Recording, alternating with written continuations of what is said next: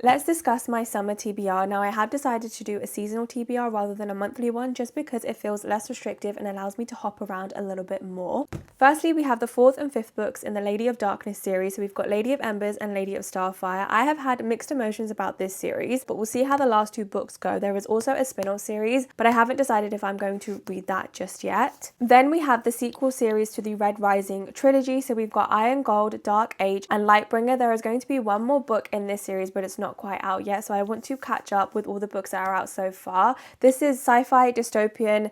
It's heartbreaking, it's gut-wrenching, but I've also connected so much to so many of the characters. I have had to pause it a little bit because I'm so scared about what's going to happen to some of my favorite characters, but I do definitely want to continue and catch up with these. Then we have Royal Assassin and Assassin's Quest by Robin Hobb. These are the second and third books in the Farseer trilogy, which is the first trilogy in a 16-book series. Now, I have read the first book, Assassin's Quest, and I did start reading Royal Assassin. However, I was reading multiple books at the same time and it was getting a little bit overwhelming, so I decided to pause on this, but I will pick up this book and the rest of the trilogy very soon. Then I have two books that I haven't currently got in hand. The first one is Light Wielder, which is the sequel to The Metal Slinger, but it's not out yet. And next is Fallen Stars. Now, this is already out. This is the sequel to Heavenly Bodies. However, I want to read it in paperback form, so once that's out, I will read that as well. I also want to read the Hunger Games series because I've never read them and I really want to. I don't know which editions I'm going to get, but I do want to read those too. And finally, we have Alice in Wonderland. I have never read this book, but I thought it would be fun to read. I'm also trying to read a few more classics. And that is my summer TBR.